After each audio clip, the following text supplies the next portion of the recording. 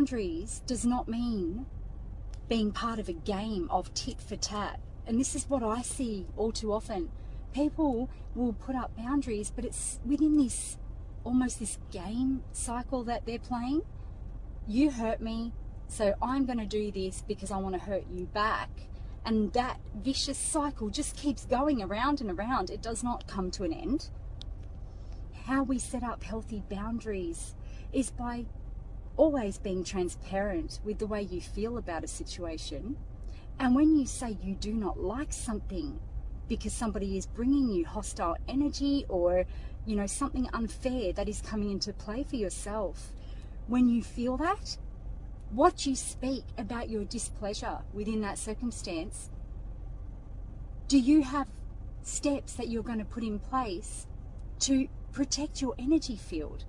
Or do you just speak it with nothing there, no form of boundaries set in place?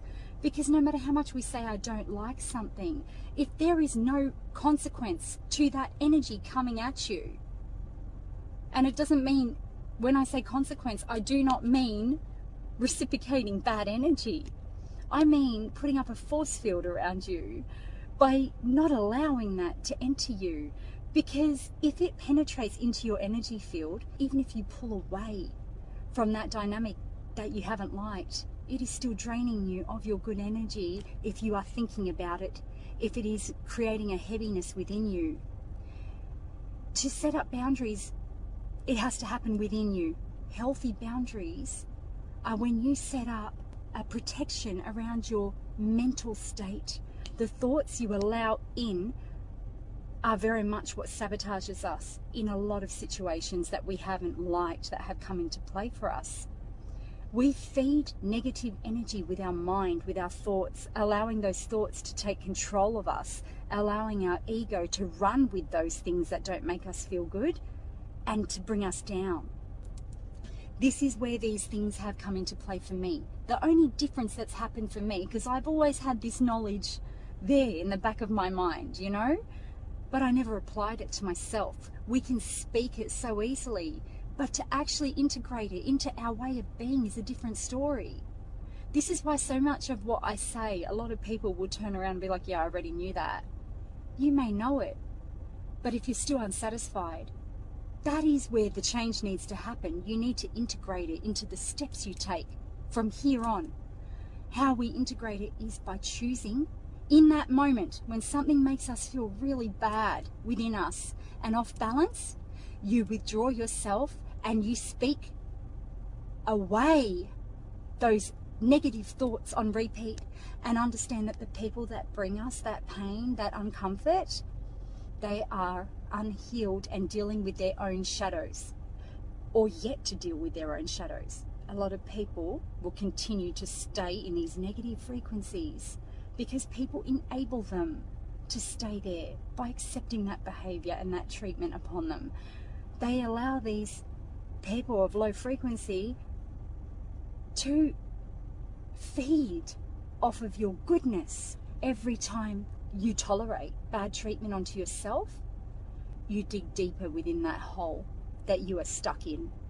Because self-worth, self-respect, your dignity, it is everything in this life. It is the thing that decides what your quality of life is going to be. You must move with intention. All that knowledge you have, they are tools that you need to action. You need to bring these into action in order for it to make a difference in your world. This is the only difference I have done for myself. I started to step differently, not think differently alone, but I would act. What would self-worth do? What does self-respect do? Somebody with high self-esteem, high self-respect and dignity and integrity would not allow themselves to be tread on. And you don't tread on anybody either, mind you. When you have true self-worth, when you have high self-esteem, when you have high self-respect, you do not look down on anybody, even the ones that bring you the hurt, because you see beyond it and you've moved way past that point in your life. You keep moving forward. This is what you do. And you trust that if those people are meant to be a part of your life, by you stepping back and removing yourself from that situation, energy is where you have to pull back. Your energy you pull back, not just physically. You can be standing with somebody who is opposing you, who is against you, and they cannot touch you when you cut your energy supply off from that. You do not feed the demons in people. Allow them to sit with their own shadow, with their own darkness. And how we do that is by removing ourselves, our goodness, and not allowing them to feed off of us by them keeping us down and pulling us back. When you make that step onto a higher timeline with your energy, you give them the perfect opportunity to work on themselves as well. It can be their biggest blessing as well.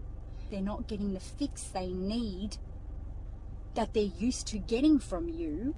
There's only one thing they can look at then, and that is themselves. Not everyone will choose to level up. You have to be okay with that, because here's the truth, right? When you believe that that person that brings you a lot of pain is going to bring you anything else, because that's what is in your head going, maybe it will get better, this is a delusion. Until you feel that different energy coming from them, it is an illusion that you have created for yourself to get stuck in. You've got to free yourself. You've got to move with the flow. You've got to be willing to continue toward the good energy, always. You do not wait for anything of negative frequency ever to catch up with you. If it's meant to catch up with you, trust it will. Cut your thoughts off from that. This is what sabotages us and stops us from experiencing beautiful things in our world, when we hold on and wait. Never wait for low energy to lift up. You can wish people well when you release them. Wish them well. Release them with love. I'll tell you how I move.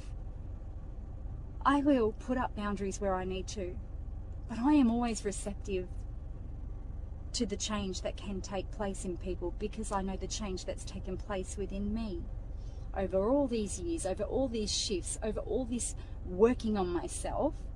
I do believe in people. I do believe that people can do better, but it has to come from them. It cannot come from you forcing it out of anybody, or you demanding it or expecting it. The expectation is what has to go from your world. Expect nothing from anybody. This is what frees you. When you keep moving toward the energies that lift you up and make you feel good, and surround yourself with things that bring light into your world, you are on the right track to bettering your life each and every day. Remind yourself of this. We never really lose anything. We set the tone from our own inner state of being of what energies we wish to receive in our world.